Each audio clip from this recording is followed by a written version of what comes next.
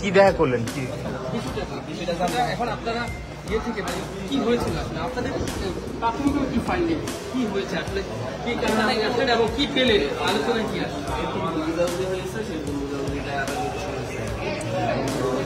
বিভিন্ন বাইরের বিভিন্ন গোষ্ঠী জড়িত আছে। আমরা যেটা দেখছি মানে আমাদের এই মানুষগুলোকে ব্যবহার করার চেষ্টা করতেছে। কিন্তু যাদের নিয়ে আপনি আসছেন এদের বিরুদ্ধে তো এর আগে অভিযোগ ছিল, তারা বিভিন্ন জায়গায় বিভিন্ন ব্যক্তি এবং প্রতিষ্ঠানের বিরুদ্ধে তারা আন্দোলন করে আসছিল। আমি আমাদের বৈষম্য বিরুদ্ধে আহ্বান দেখতে আসছি এবং ওদের বিরুদ্ধে সাংগঠনিকভাবে তদন্ত করা হবে। আর যাদের বিরুদ্ধে কথা বলছেন যে যারা বিভিন্ন ধরনের আন্দোলন করছে ওদের বিরুদ্ধে রাষ্ট্রীয়ভাবে অ্যাকশন নেওয়া হবে।